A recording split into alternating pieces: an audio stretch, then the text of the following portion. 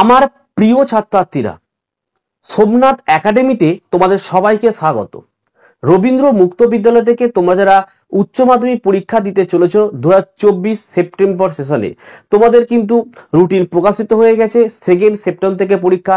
Admit কার্ডও কিন্তু তোমরা সোমবার থেকে হাতে পেয়ে যাচ্ছ, আর হাতে কয়েকদিন মাত্র টাইম রয়েছে। তো আজকের ভিডিওতে থাকছে তোমাদের এডুকেশনের একদম লাস্ট মিনিটের বইয়ের অধ্যায় টু অধ্যায় প্রশ্ন উত্তর। এই সাজেশনের প্রত্যেকটি প্রশ্ন যদি তোমরা পড়ে যাও, আশা করা যায় একটি ভালো রেজাল্ট তোমরা করতে পারবে।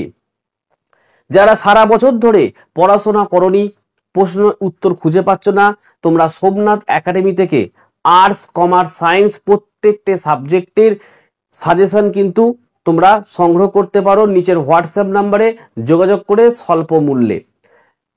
আর্টস গ্রুপের প্রত্যেকটা সাবজেক্টের তোমরা লাস্ট মিনিটের সাজেশন পাবে, লাস্ট মিনিটের শর্ট নোটস পাবে মেন নোটের সাথে। ঠিক আছে, তো চলো আমরা সাজেশনটি শুরু করি। পশ্চিমবঙ্গ রবীন্দ্র মুক্ত বিদ্যালয় সাংসদ উচ্চ মাধ্যমিক শিক্ষা বিজ্ঞান suggestion 2024 new syllabus, full marks 80। Question প্যাটার্নটা একবার দেখে নাও। 1 নম্বরের 12খানা প্রশ্ন, 2 নম্বরের 6টা প্রশ্ন, 4 নম্বরের 9টা প্রশ্ন এবং 5 নম্বরের 4টি প্রশ্ন তোমাদেরকে লিখতে হবে। তো দেখো, প্রতিটি প্রশ্নের মান 4 × 9, 4 × 9, 9টা বড় 4 নম্বরে তোমাদের কিন্তু প্রশ্ন লিখতে হবে।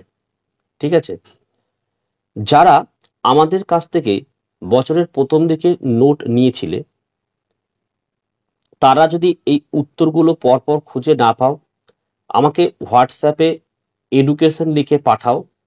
তাহলে আমি 3 থেকে 4 মাস আগে নোটটাকে কিছু কারেকশন করে নতুন প্রশ্ন অ্যাড করেছিলাম, তাহলে ওই নোটটি তোমাদের পাঠিয়ে দেবো। যদি উত্তর পেয়ে যাও তাহলে আর কোনো দরকার নেই।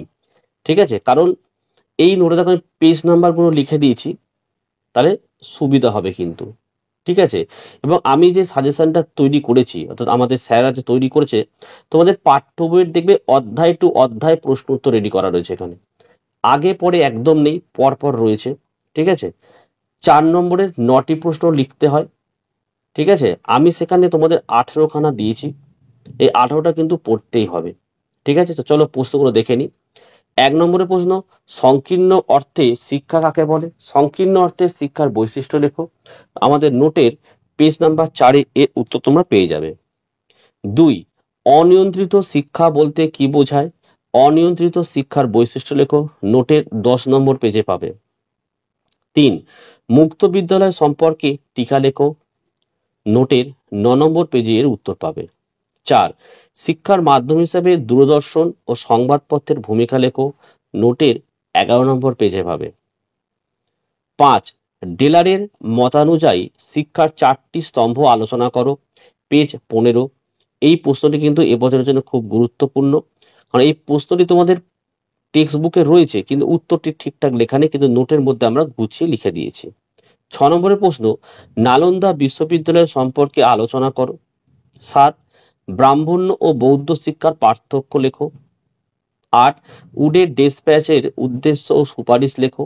7, হান্টার কমিশনের সুপারিশ লেখো, পেজ নাম্বার 30-এ পাবে। 10, 1986 সালে জাতীয় শিক্ষানীতির বিষয়গুলি উল্লেখ করো, পেজ 26-এ পাবে। 11 নম্বরের প্রশ্ন থেকে নাও, POA 1992 এর পটভূমি কি? PO এর মূল বিষয়গুলি লেখো, আমাদের নোটের 24 নম্বর পেজের উত্তর পেয়ে যাচ্ছ। 12, ব্যাপক অর্থে শিক্ষা কাকে বলে? ব্যাপক অর্থে শিক্ষার বৈশিষ্ট্য লেখো। 13, নিয়ন্ত্রিত শিক্ষা কাকে বলে? এই শিক্ষার বৈশিষ্ট্য লেখো, পাশে আমি পেজ নম্বর লিখে দিয়েছি। 14 নম্বরের প্রশ্ন, তক্ষশিলা বিশ্ববিদ্যালয় সম্পর্কে আলোচনা করা। তো এবছরে নালন্দা এবং তক্ষশিলাতে একটা কিন্তু আসতে পারে পরীক্ষা, ঠিক আছে, ভালো করে পড়বে। 15, বৌদ্ধ শিক্ষা ব্যবস্থায় শিক্ষার আনুষ্ঠানিক পর্বগুলো আলোচনা করো, পেজ 21। 16, সার্জেন্ট পরিকল্পনার সুপারিশ লেখো, পেজ 29-এ পাবে। 17, দেখো, সমসুযোগ বলতে কি বোঝায়? শিক্ষায় সমসুযোগের ধারণাটি ব্যাখ্যা করো। 18, কোটারি কমিশনের লক্ষ্য, প্রাথমিক ও মাধ্যমিক স্তরের সুপারিশ লেখো। এই 18টা প্রশ্ন ভালোভাবে তোমাদেরকে পড়তে হবে। যারা আমাদের কাছ থেকে নোট নিয়েছো, নোটের প্রশ্নগুলো তো অবশ্যই সাজেশনটা তো অবশ্যই তোমরা ভালো করে পড়ো, তার সাথে নোটের এক্সট্রা প্রশ্নগুলো কিন্তু একটু দেখেছো, কারণ এই এডুকেশন সাবজেক্টটি প্রতি বছর উল্টোপাল্টা কিন্তু প্রশ্ন দিয়ে দেয়। যেমন 2023 দেখবে দুটো আউট অফ সিলেবাস, দুটো আবার রিপিট প্রশ্ন কিন্তু পরীক্ষায় এসেছিল। যদি এই ধরনের যদি প্রশ্নপত্র হয়, সেক্ষেত্রে কোনো স্যারই কিন্তু সাজেশনটা ঠিক মতো কমন দিতে পারবে না।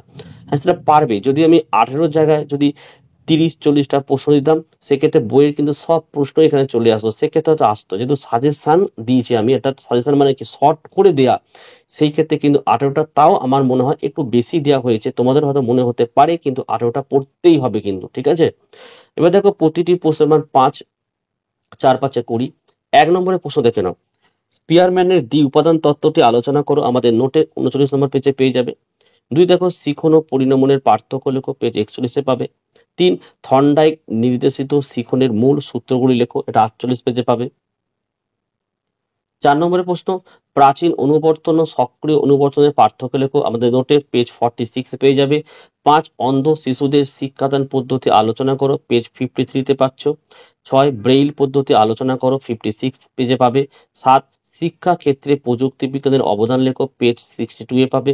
8 দেখো, এটা বানানটা মিস্টেক আছে, এটা থার্স্টন হবে, থার্স্টনের বহু উপাদান তত্ত্বটি আলোচনা করো, পেজ 38-এ পাবে।